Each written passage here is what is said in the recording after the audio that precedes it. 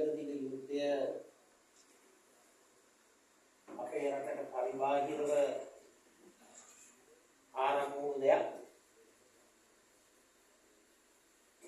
අපේ පාලනයට ලක් නොවෙච්ච දෙයක්. ඒ නිසා විශේෂයෙන්ම මැදපෙරදිග යුද්ධය පිළිබඳව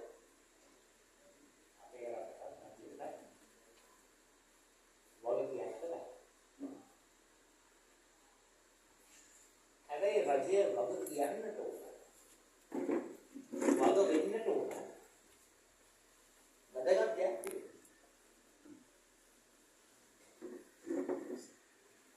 මේ මැදපෙරදිග යුදමය තත්ත්වය ආරම්භ වුණේ සති තුනකට කලින් ඉස්සරනේ. මේ යුදමය තත්ත්වය ආරම්භ වුණේ කවදද දන්නවද? ජූනි මාසයේ ගිය අවුරුද්ද 2025 ඇමරිකා එක්සත් ජනපදයයි ඊශ්‍රායලයයි එකට එකතු වෙලා ඉරානයට බෝම්බ ගැහුවේ ගිය අවුරුද්ද 2025 ජූනි මාසයේ.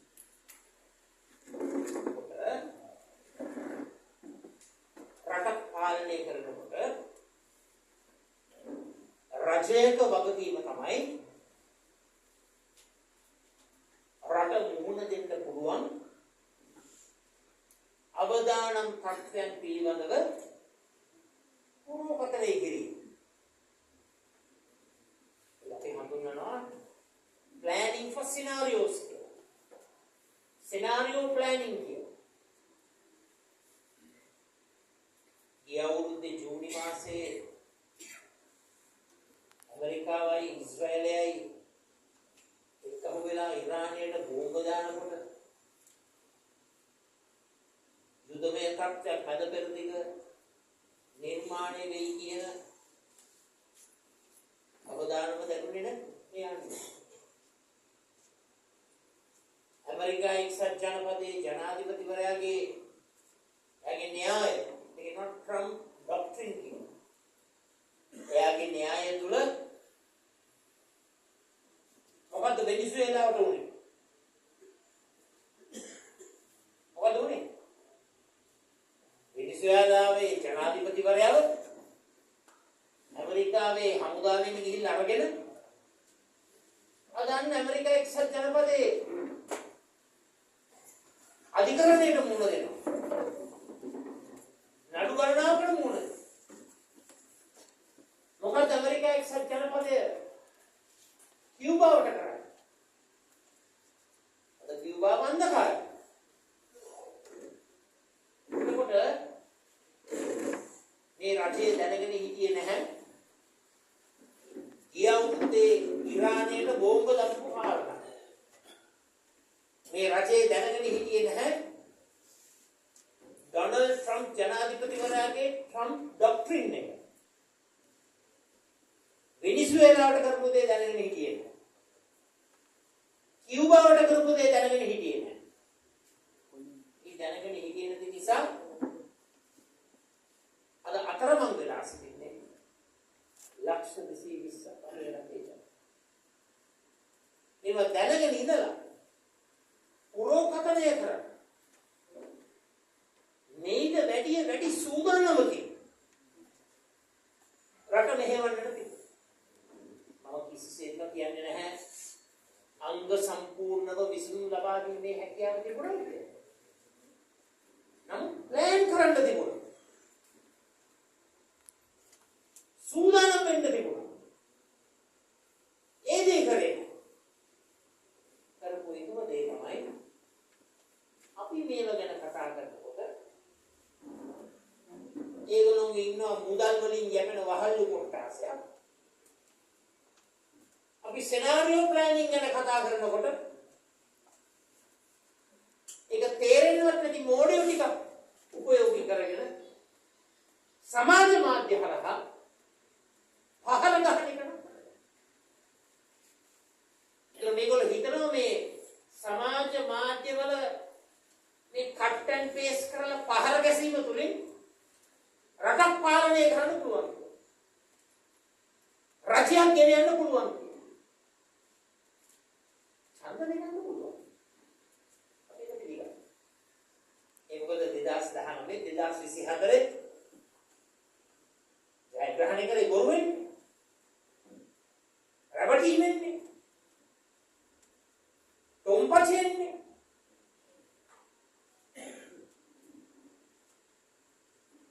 බොරු රංගන ඉදිරිපත් කරලා මවාපෑම් නිර්මාණය කරලා හොඳ චරිත ටිකක් හදලා ඉස්පිල්ලක් පාපිල්ලක් එහා මෙහා වෙන්නේ ඡන්ද කාලේ හොඳ ලස්සනට කොරියෝග්‍රාෆ් කරලා තමන්ගේ අපේක්ෂකයන් ඉදිරිපත් කරනවා.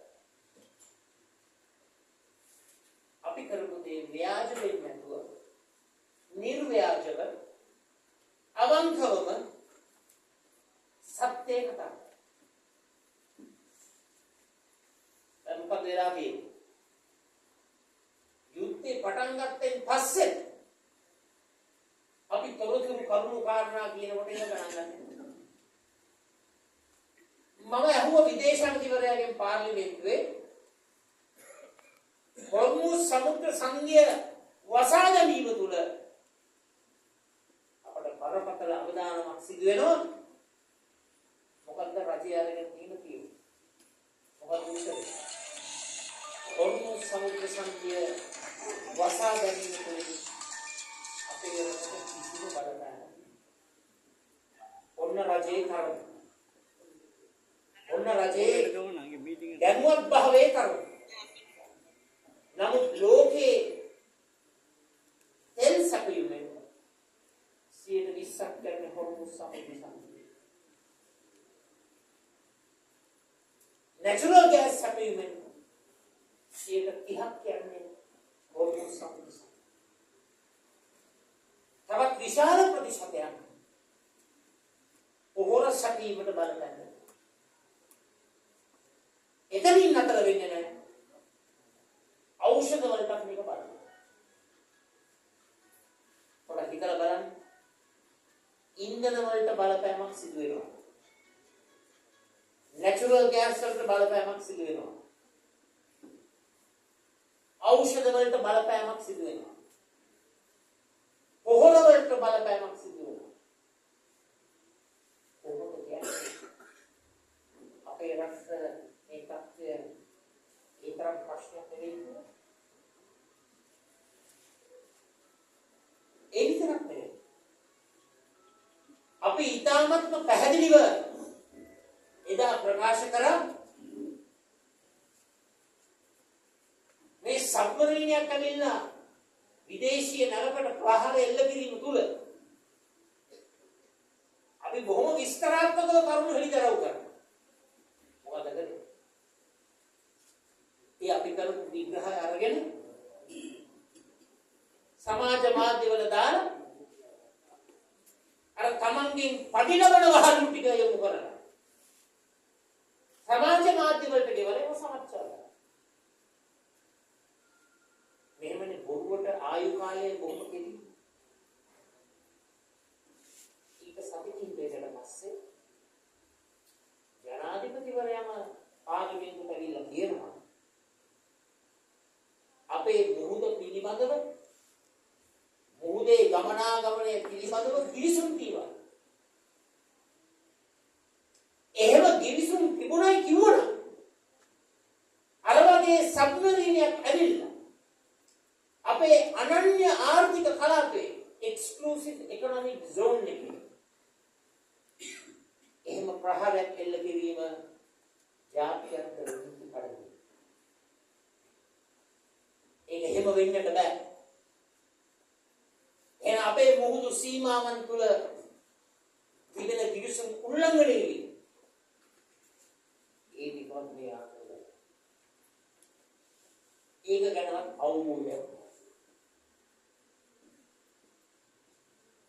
දැන් ඊයේ දවසේ තවත් බරපතල සිද්ධියක් වුණා. දන්නවද? දැන් ඔබතුමාලා දැනගන්නට ඕන හොර්මුස් සමුද්‍ර සංධිය අපිට අතිශයින්ම වැදගත්. ඊයේ දවසේ යුදමය තත්ත්වය උත්සන්න වීමක් වුණා. ඒ මොකද යෙමනයේ සිටින හූති කියන කැරලිකාරයෝ මේ යුද්ධයට එකතු වෙලා ඉරානය වෙනුවෙන් ඊශ්‍රායලයට එරෙහිව ප්‍රහාරය ලැබුණා. දැන් මොකද අපිට තියෙන වැදගත්කම? මොකද අපිට තියෙන බලපෑම? හොර්මුස් සමුද්‍ර සංධියට පහළින් තිබෙනවා බාබ් අල් මන්දාබ් කියන සමුද්‍ර සංධිය. මොකද බාබ් අල් මන්දාබ් කියන සමුද්‍ර සංධියේ වැදගත්කම?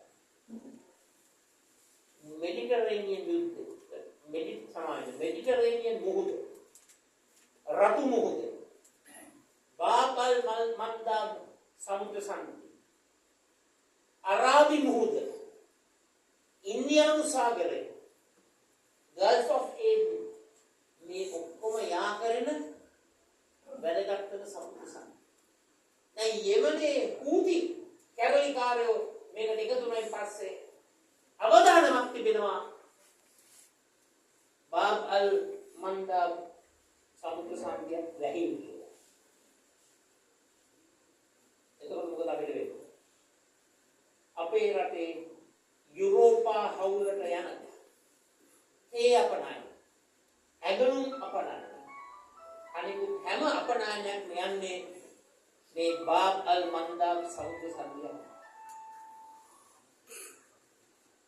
මම අහන්න කැමති රජයට මේව ගැන අවබෝධයක් තියෙනවා. දැන් ඔක කිව්ව හැටි බාබ් අල් මන්දාබ් මොකද්ද කියන එක කියන කැලලක් බලා අරගෙන සමාජ මාධ්‍ය වලට දාලා අර පඩි ගෙවන වහල්ලු ටික උපයෝගී කරගෙන හතර වටේට ගහයි. හැබැයි මම තේ අපනයන කරුවෙක් නෙවෙයි. මම ඇඟලුම් අපනයන කරුවෙක් නෙවෙයි. අපේ රටේ දසලක්ෂ ගණනාවකට මේකෙන් බලපෑම් එල්ලනවා. ඇයි? මුහුදෙන් ප්‍රවාහනය කරන තෙල් වලින් 12% කියන්නේ ලෝකේ බාබ් අල් මන්දාබ් සමුද්‍ර සංධිය. දිනකට බැරල් මිලියන 6 සිට 9 දක්වා තෙල් යන්නේ මේ බාබ් අල් මන්දාබ් සමුද්‍ර සංධිය. LNG වලින් 100%ක් යන්නේ මේ බාබ් අල් මන්දාබ් සමුද්‍ර සංධිය. වසරකට නැව් 25000ක් යනවා. දිනකට 70ක් යනවා. ගෝලීය වෙළඳාමෙන් 12%ක් යන්නේ මේ බාබ් අල් මන්දාබ් සමුද්‍ර සංධිය. ඒකට මේ හූති කැරලිකරුවන් යෙමනේ ඉඳලා ඉරානයට පක්ෂපාතීව යුද ප්‍රකාශ කිරීමත් සමග ප්‍රහාර එල්ල කිරීමත් සමග මේ සමුද්‍ර සංධිය ලැබුණොත් මොනවද අපිට වෙන්නේ? මේ තියෙන තත්ත්වයක් තවදුරටත් රැරුම් ලෙස උග්‍ර වෙනවා. අපේ රටට අති විශාල බලපෑමක් සිද්ධ වෙනවා. දැන් ඔය හොර්මුස් සමුද්‍ර සංධිය බාබ් අල් මන්දාබ් සමුද්‍ර සංධියත් මගහැරලා යන්නට නම් යන්න පුළුවන් එකම තැන තමයි ඒකට කියනවා කේප් ඔෆ් ගුඩ් හෝප් කියලා. සුබ ප්‍රාර්ථනා පිළිවෙල. දැන් එහෙම යනකොට දින 10ක දින 15ක අතර වැඩි කාලයක් යනවා භාණ්ඩ ප්‍රවාහය. එහෙම වෙනකොට මොකද්ද වෙන්නේ? අපේ අපනයන තරඟකාරීත්වය එහෙම නැත්නම් එක්ස්පෝර්ට් කම්පිටිටිව්නස් අනිවාර්යයෙන්ම පහළ වැටෙනවා.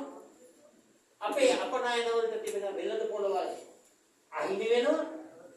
අපේ භාණ්ඩ ටික මිලට ගත්ත අය වෙනත් සැපයුම් කරුවන් වෙත යොමු වෙනවා. මේ තත්ත්වයන් තුළ මේ දේ සිදුවීම තුළ මේ බාබ් අල් මන්දාබ් සමුද්‍ර සංධිය වැසීම තුළ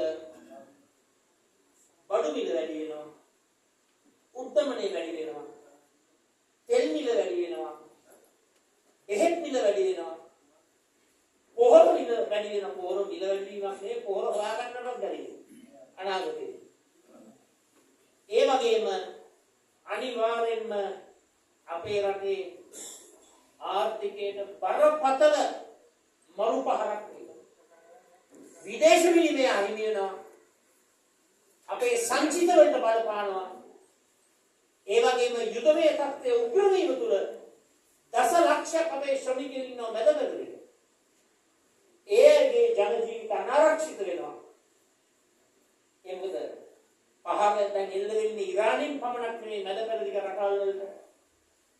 යෙමනේනු ඌටි කැරලි කරුවන් ප්‍රහාර එල්ල කරනකොට දෙපැත්තකින් බඩ කන්න වෙනවා. මැදපෙරදිග ජීවත් වෙන අපේ රටේ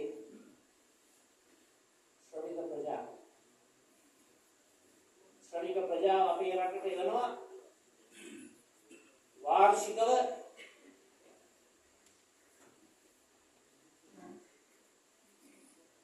ශ්‍රමික ප්‍රජාව අපේ රටට එනවා වාර්ෂිකව ඇමරිකන් ඩොලර් බිලියන 8කට වැඩි ප්‍රමාණයක්. දැන් මම මතක් කරන්න කැමතියි රණසිංහ ප්‍රේමදාස මැතිතුමා ජනාධිපතිවරයාලා ඉන්න කාලේ උතුරේ ත්‍රස්තවාදයක් තිබුණා. දකුණේ ත්‍රස්තවාදයක් තිබුණා. සමහරවිට අමතකයි පළවෙනි ගල්ෆ් යුද්ධය. සදාම් හුසේන් ඉරාකයේ කුවේට් ආක්‍රමණය කරනකොට ඒ රටවල් වලින් විශාල ප්‍රමාණයක් අපේ රටට ආවා. මොකද රණසිංහ ප්‍රේමදාස මැතිතුමා ජනසභියක් දුන්නා. ඒ ඔක්කොම අස්සේ. නීලංජනු දුන්නා. දිවාහාරයක් දුන්නා. ජංගම සේවාවක් පැවැත්වුවා. ගම්මුදාවක් ක්‍රියාත්මක කරා. කුවේට් වලින් ආපහු අපේ රටට ආපුවාට කුවේට් වන්දි දුන්නා. දැන් අද මේ රජයට මේ ඇති වෙන තත්ත්වය පිළිබඳව කිසිම අවබෝධයක් නැහැ. මම හිතන්නේ ඒගොල්ලෝ මේ බාබල් මන්දාප් කියන්නේ කොහෙද කියන එකවත් දන්නවද දන්නේ. ඒ නිසා දැන් හොයලා බලයි. ඒ නිසා විශේෂයෙන්ම මේ රජයට මේ ප්‍රශ්න ඉදිරියේ ඇත්තෙන්ම මුහුණ දීමේ හැකියාවක් නැහැ.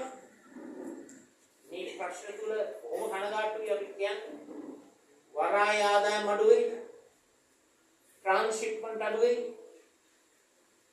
අන්තර්නාමීකරණ ධාරිතාවය අඩුවේ, ට්‍රාන්ස්ෂිප්මන්ට් වොලියුම්ස් අඩුවේ, ගමන් මාර්ග රීරූටින් කරයි, ගමන් මාර්ග වෙනස් කිරීම තුළ අපේ රටට හානියක් සිද්ධ වෙයි.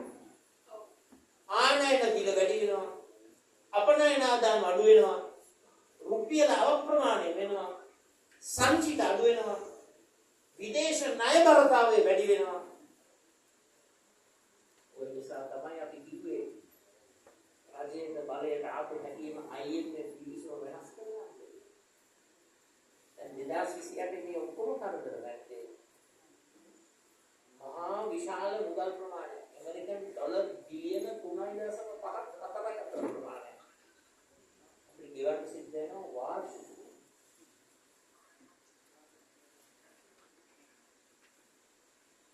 දැන් විත්වාමන් පස්සේ අපි කිව්වා ජාත්‍යන්තර ආධාරක සමුළුවකට යන්න කිව්වා. අපි කිව්වේ සත්භාවයෙන් කිව්වේ. අපි කිව්වේ රට ගැන ආදරයක් තියෙන නිසා. ඉක්මනින්ම ආධාරක සමුළුවක් යනවන්න කිව්වා. සුලිකුණාටුව ඇවිල්ලා මහා විපත් සිදු වුණායින් පස්සේ. මොකද ආණ්ඩුවෙන් කිව්වේ? අනේ ප්ලීස් එකයි. IMF කිවිසුම වෙනස් කරගන්නයි කිව්වා. මම කිව්වා අපේ උදව්වක් දෙන්න නැහැ. අනේ ප්ලීස් එකයි. දැන් මට පොඩ්ඩක් කියන්න. ආධාරක සමුළුව හැදවීම පරක්කු කිරීම තුළ දැන් ලෝකේ මොන රට දෙන්නේ අපේ රටට ආධාර දෙන්නේ? මොන රට දෙන්නේ? මොකද හැම රටක්ම මේ යුද්ධය නිසා විපතකටපත් වෙලා ඕන පරිණාමික සොච්චන් ආධාර කිහිපයක් දෙයි. ඒ හැරුණකොට ආයේ දික්වා සුලිකුණාට විපතටපත් වෙනවා. ඒක ආධාරක ලබා ගන්න ආධාරක සමුවක් පැවැත්වීම බොහොම අමාරු කාර්යයක්. දැන් තේරෙනවද මේ අපි කියන දේ යම් සත්‍යයක් කියනවා. කාන්තාවන්ගේ ආර්ථව දරිද්‍රතාවය ගැන කතා කරනකොට මට හතර වටින්ම ගැහුවා. නිලියන්ම දාලා ගැහුවේ මට. අද මොකද කරන්නේ? අද පයිලට් ප්‍රොජෙක්ට් එකක් හැටියට ඒක දැරියන් වෙනුවෙන් පාසල් පද්ධතිය ක්‍රියාත්මක කරන්නට කටයුතු කරනවා. අන්න ඊයේකදී මේ ආණ්ඩුවත් ඔව් ඒක කරන්න ඕනේ කියලා කියනවා. එතකොට 2019 දී මට පහර ගහපු දේ පිට විවේචන කරපු දේ මොකද වෙලා තියෙන්නේ? අවුරුදු 6ක් යනකොට අර රණසිංහ ප්‍රේමදාස නතුතුමා කිව්වා වගේ සත්‍යය ජයග්‍රහණය කරනවා. අපි කියන්නේ ආර්ථව දරිද්‍රතාවය වාක්පාලන්නට පාසල් කීපයක වෙන ක්‍රියා කළා. ඒක මුළු රටම ආවරණය වෙන වැඩසටහනක් අපිට ක්‍රියාත්මක කරන්න ඕනේ. අන්න ඒ සත්‍යය යථාර්ථයක් කරන්නට පුළුවන් සමගි ජන බලවේග රජයකට පමණයි කියන එක මම මේ අවස්ථාවේ ඒ නිසා විශේෂයෙන්ම මම මේ කරුණු කාරණා කිව්වේ මේ කරුණු සහිත රටේ පොරවැසියන් හැටියට හෝර්මුස් සමුද්‍ර සංගයේ මේ තත්ත්වය තුළ ඔබ දැනුවත් වෙනවා. බාබල් මන්දාබ් සමුද්‍ර සංගය පිළිබඳව ඔබ දැනුවත් වෙනවා. ඔබ දැනුවත් වුණාම තමයි දේශපාලන සාක්ෂරතාවෙන් ජාත්‍යන්තර සබඳතාවලින් පිළිබඳව සාක්ෂරතාවෙන් ඉහළ ගුණාත්මක භාවයෙන් දැනුවත් භාවයෙන් පුරවැසියන් බලන්න. එතකොට තමයි ඔබට තීරණ ගන්න පුළුවන් දොරටු කේන්ද්‍රගත තීන්දුව. ඒක කියනවා informed decision making. තීරණයක් ගන්නකොට දොරටු කේන්ද්‍රීයව කටයුතු. ඒ නිසා අපේ රටේ සැපයුම් දාමේ supply chain ඉල්ලුම් දාමයන් demand chain ඒ වගේම නිෂ්පාදන චක්‍රය production cycle එක මුළු මනින්ම කඩා වැටෙන අවදානමක් අද තිබෙන මොහොත. ඒ ප්‍රධානතම හේතුව තමයි මම කියන්නේ කවදාවත් මුළු මනින්ම විසඳන්න පුළුවන් දේවල් කියන මොකද බාහිරව නිර්මාණය වූ ප්‍රශ්න මේක වැඩි හොඳ පෙර සූදානමක් අපිට තියාගන්න ඒ පෙර සූදානමක් අපිට රාජතාන්ත්‍රික භාවය අපිට දැන් බලන්න ඉන්දියාවේ අග්‍රාමාත්‍යතුමා ඍජුවම ඉරානයට කතා කරලා ඉන්දියාවට අවශ්‍ය තෙල් natural gas සැපයුම් ලබා ගන්නට ඔහු වෙනම සාකච්ඡා කළා තියෙනවා. අපිට ආරංචි පාකිස්තානයේ ඒ ඉන්ධන නැව් වලට ඉරානය ඒ හොර්මුස් සමුද්‍ර සංධියෙන් එන්නට අවසර දීලා තිබුණා. ඉන්දියාවේ පාකිස්තානයේ ඕක කරනවා. ඒක මොනවද කියලා? 2025 ජූනි මාසයේ ඉඳලා ආණ්ඩුව පොල් ගගාවි කිසිම සැලැස්මක් නැහැ. කිසිම වැඩ පිළිවෙලක් නැහැ. කිසිම සෙනාරියෝ ප්ලෑනින් එකක් නැහැ. ඒක තේරෙන්නේ නැති වචනයක් කිව්ව අර වහලු ටික ධම්මල ඒකට පහර ගහන එක තමයි. ඉතින් මට පොඩ්ඩක් කියන්න සමාජ මාධ්‍යවල ආහා වැඩෙනකොට ඒක වැඩි වෙනකොට ඔබගේ ආදායම වැඩි වෙනවා. ඔබගේ ජීවන මට්ටම වැඩි වෙනවා. ඔබගේ අවශ්‍යතාවයන් සම්පූර්ණ කරගන්න පුළුවන් ඉහළ ආදායමක් ලැබෙනවා. අඩි ගෙව හාහා අවසානයේ ආණ්ඩුවේ අයට හාහා කොච්චර වටිනවා වුණත් අද ලක්ෂ 220ක් එයාගේ ජන ජීවිත අනතුරකින් මම මේ අවස්ථාවේ කියනවා. අවසාන වශයෙන් මම කියන්න කැමති අපේ රටේ බල ශක්ති සුරක්ෂිත භාවය. ඒ කියනවා එනර්ජි සිකියුරිටි. දැන් වර්තමාන රජය උත්සාහ කරනවා නැතදෙන විද්‍යාවක් කරනවා. මිල ගිහිල්ලා ඒ නිසා හැම එකම මිල ඉහළ දාන්න ඕන. විදුලි මිලත් ඉහළ දාන්න සිද්ධ වෙනවා. ඉන්ධන මිලත් ඉහළ දාන්න සිද්ධ වෙනවා. එහෙම කිය බාල ගල්ලඟුරු කුමන්ත්‍රණය බාල ගල්ලඟුරු වංචාවක් පටවන්න යනවා පාරිභෝගිකයාගේ කිසමක්. පාරිභෝගිකයාගේ කරපිට පටවන්නට. දැන් මාස ගණනාවක් තිස්සේ වෙන කවුරුත් නෙවෙයි මේ සමගිකම බලවේගය රටට හෙළිදරව් කරා මේ බාල ගල්ලඟුරු වංචාව කරනවා. අපි මේ කාරණාව රටට ඉදිරිපත් කරනවා. රටේ ජනගත කරනවා. දැන් මම ඔබතුමාලට කියන්න කැමති මේ කාරණාව. ඔබත් දැනගන්නට ඕන අපේ රටේ බල ශක්තිය පිළිබඳව. ලක්විජය ගල්ලඟුරු බලාගාරයේ මෙගාවට් 900ක් උත්පාදනය වෙනවා. ඒ මෙගාවට් 900 උත්පාදනය වෙන්නේ ඒකක තුනකින්. එක ඒකකයකින් උත්පාදනය වෙනවා මෙගාවට් 300ක්. ඒ උත්පාදනය වෙන 900 90ක් භාවිතා කරනවා අභ්‍යන්තර භාවිතය. එතකොට පිටක පාරිභෝගිකයන්ට ලැබෙන්නේ මෙගාවට් 800ක්. මේ කරුණු කාරණා දක්ව ඔබ දැනගන්නට ඕනේ. පුරවැසියන් හැටියට මේ කරුණු කාරණා පිළිබඳව අවබෝධයක් තියෙන්නට ඕන. අපිට චෝදනා කරනවා අපි විස්තර කතා කරනවා වැඩි. දත්ත කියනවා වැඩිලු. මිත්‍රවරුනි ලෝකේ රටවල් සාර්ථක වෙලා තිබෙන්නේ දත්ත කේන්ද්‍රීයව, තොරතුරු කේන්ද්‍රීයව, යථාර්ථය කේන්ද්‍රීයව තීන්දුව ගැනීම තුල සහ ප්‍රතිපත්ති සම්පාදනය. ඒකට කියනවා scientific විද්‍යාත්මක database දත්ත කේන්ද්‍රීය decision making තීන්දුව ගැනීම.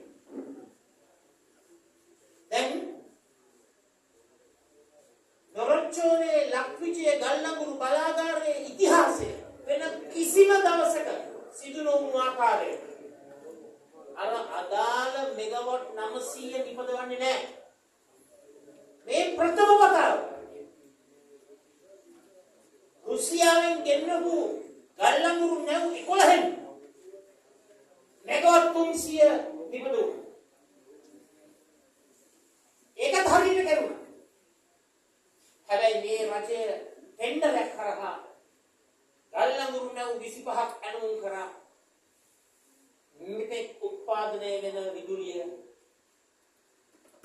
නියමිත ප්‍රමාණයට වැඩි අඩුයි. දැන් ඊයේ දවසේ වාර්තා වන්නක තියෙනවා. ඊයේ මෙගාවට් 157ක් අඩුයි. පෙරේදත් මෙගාවට් 162ක් අඩුයි. ඊකටම අඩුවෙන් තමයි උත්පාදනය කරන්නේ. ප්‍රධානතම හේතුව තමයි බාල ගල්ලඟුරු. ඔබ තවත් එකක් දැනගන්නට ඕන. දැන් ගල්ලඟුරු එහෙම පටවනකොට වාර්තාවක් එනවා ගල්ලඟුරු වල ගුණාත්මක භාවය පිළිබඳව. ඒකට කියනවා ලෝඩ් පෝර්ට් රිපෝට් කියලා. එතකොට මේ රිපෝට් එක දෙන්නේ කවුද? සැපියුම් කම්පැනි. ඒවල හණ්ඩයි. බාර ගන්නකොට රිපෝට් එකක් ගන්න. ඒකට කියනවා dispatch port report කියලා. ඒක කරන්නේ කවුද?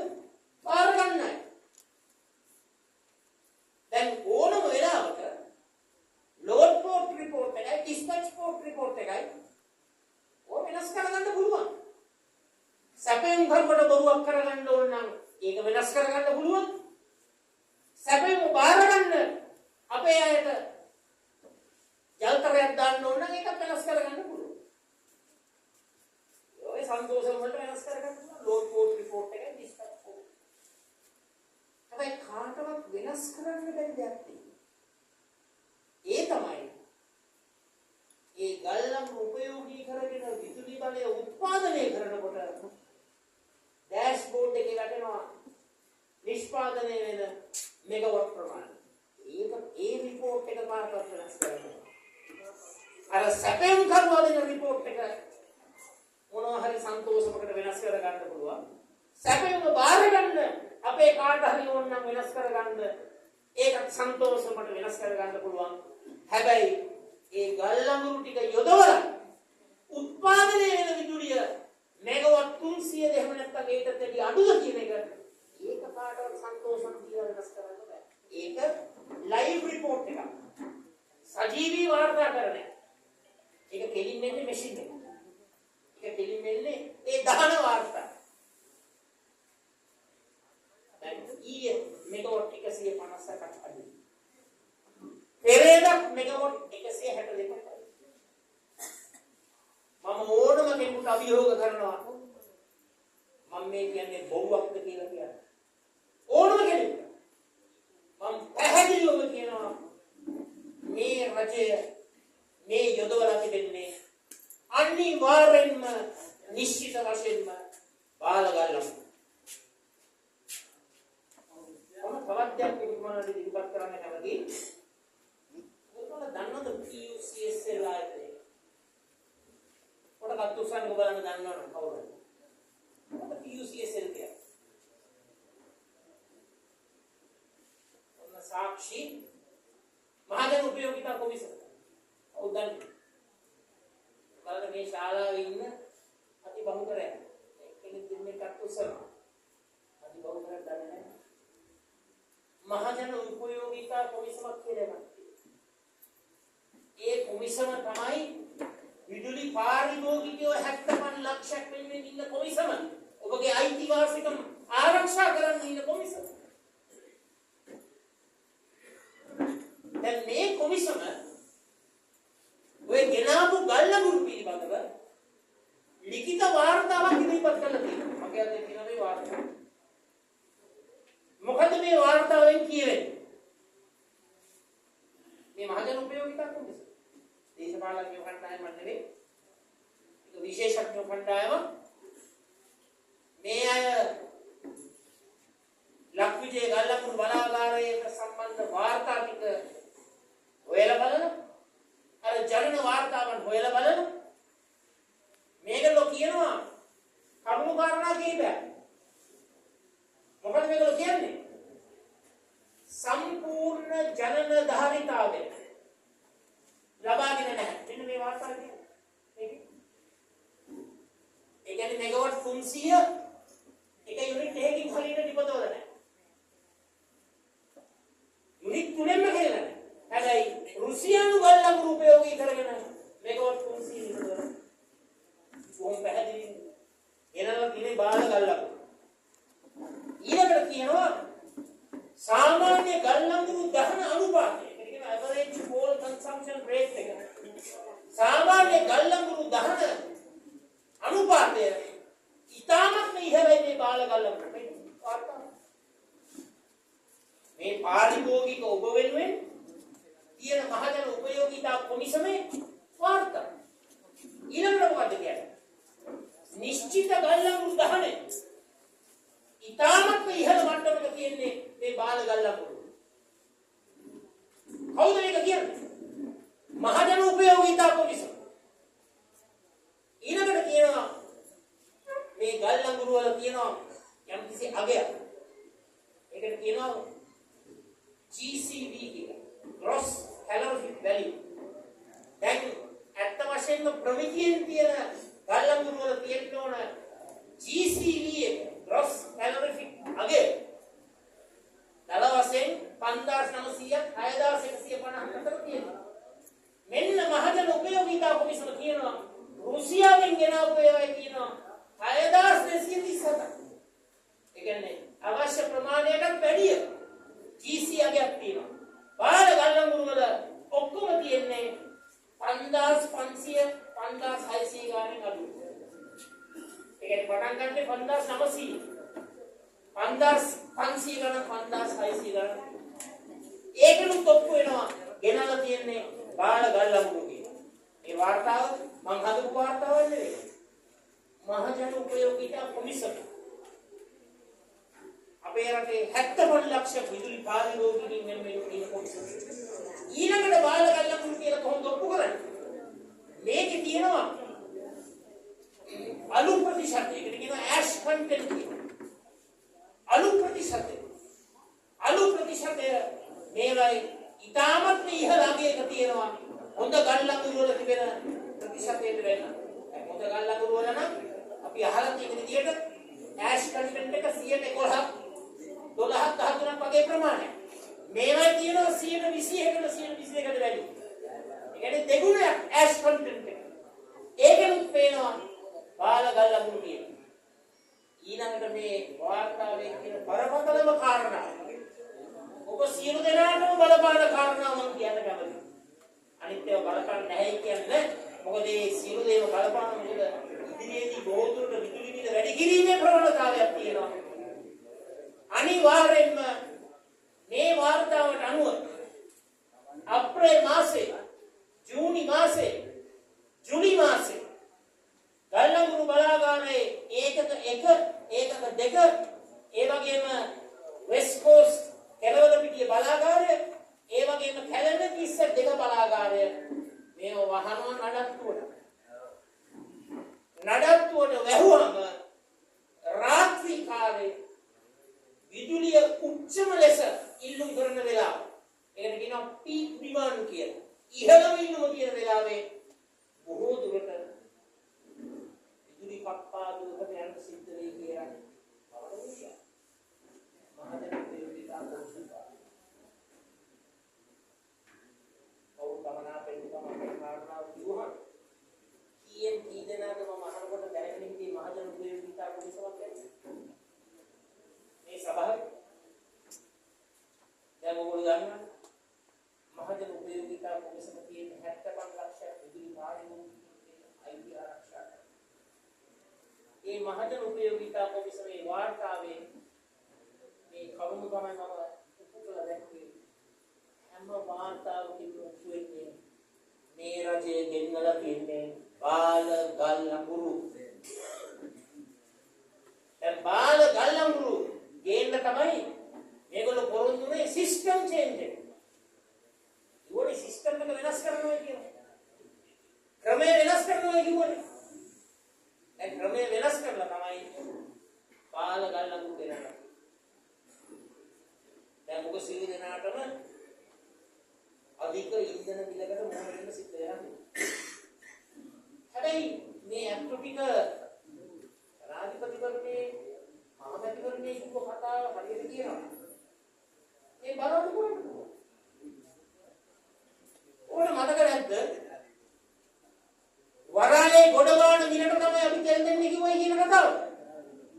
නැහැ කියන කතාව. ඒ ඔක්කොම වීඩියෝ කොට තියෙනවා. බදු ගහන්නේ නැහැ කිව්වා. ඔබ දැනගන්න ඕන බදු වර්ග 4ක් ගහනවා. සර්චාර්ජ් එකක් ගහනවා. රේගු ආනයන බද්ද ගහනවා. වැට් එකක් ගහනවා. එක්සයිස් ඩියුටි එකක් ගහනවා. අන්න ඉන්දියාව එක්සයිස් ඩියුටි එක. පෙට්‍රල් වලට අඩු කරලා ඩීසල් වලට සහමුලින් එකක් කරනවා. ඉන්දියාවට පුළුවන් නම් ඒ ශ්‍රී ලංකාවට මෝඩි අගමැතිතුමාට පුළුවන් නම් ඒ ඒකේදී ජනාධිපතිතුමාට බැහැ. කොහොමද ඒක පුළුවන්? අන්නන් අහලා නැහැ මෝඩි අග්‍රාමාත්‍යවරයා මැතිවරණේ කියනවා එයා ඉන්දියාවේ තෙල් වලට ගහන බදු ටික ඔක්කොම අයින් කරනවා කියලා මැතිවරණ පොරොන්දුවක් දුන්න වන්නන් අහලා නැහැ. නමුත් ඒ උද්ගත වෙලා තිබෙන තත්ත්වය තුළ කොහොම සානුකම්පිකව හද සසල වෙලා තමන්ගේ ජනයා මුහුණ දෙන පීඩනය විසඳුමක් දෙන්නට ඕන සහනයක් දෙන්නට ඕනේ කියලා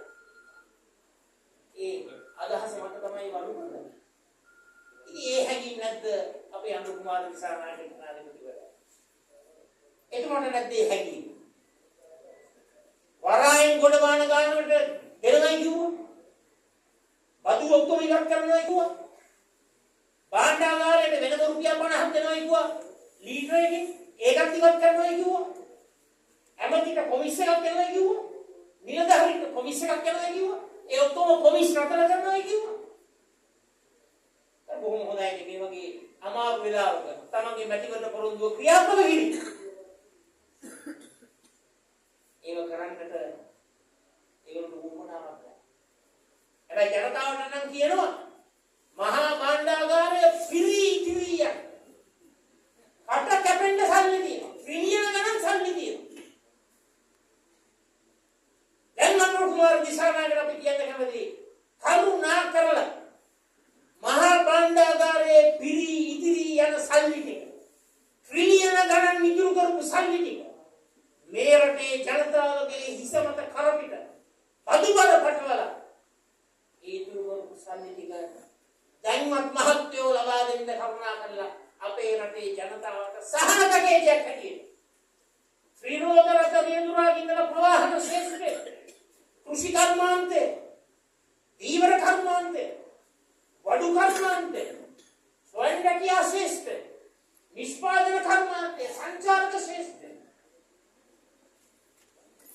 කුලී කරුවගේ ඉඳලා සමාජයේ සියලුම දෙනා සහනයට පත් වී මොහොතේ අන්න කුමාර දිසානායකට අපි කියන්න කැමතියි කරුණා කරලා අර ලක්ෂ ගණනක් ඉදිරියේ විසිතුරු වචන පාවිච්චි කරලා ඔබ ඒ නිර්මාණය කරපු සුන්දර කතාව කරුණා කරලා යථාර්ථය බවට පත් කරන්න.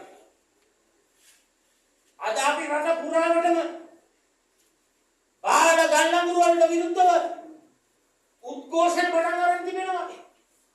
සම්මන්ත්‍රණ පටන් ගන්න තිබෙනවා. රජයට කියන්න කැමතියි ඉතා ඉක්මනින් මේ රටේ අසහනෙන් පීඩනෙන් කම්පණයෙන් පෙළෙන අපේ ජනතාවට සහන පැකේජයක් ලබා දෙන තෙක් සමගි ජනබලවේගය ජනතාවත් සමග අපි සහභාගී වෙනවා. ඒ අවස්ථාවේ මම කතා කරන්න යන්නේ නැහැ. විශේෂයෙන්ම ඇත්තටම අපි සිස්ටම් චේන්ජ් එකක් ඇති කරන්න ඕනේ අපේ රටේ. සිස්ටම් චේන්ජ් එක පටන් ගන්න ඕන.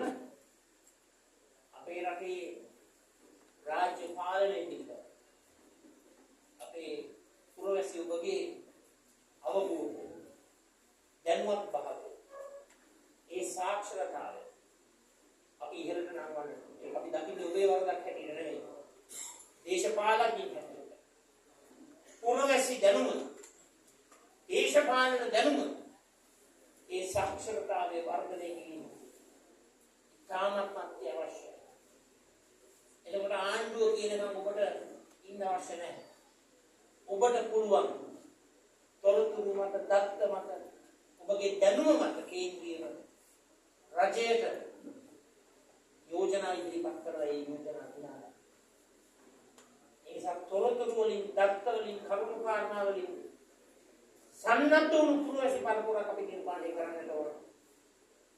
දැන්වත් රජයට ක්‍රියා සිටිනවා. ඔබ ක්‍රියාත්මක කරන මේ ලිංගඩි සංකල්පයෙන් බැහැර වෙලා ලෝකයේත් එක්ක ගනුදෙනු කරලා රාජ්‍ය නායකයෙක් එක්ක ගනුදෙනු කරලා අපේ රටේ ජනතාවට ලබා ගන්න පුළුවන් ඉහළම සහනය ලබා ගන්න.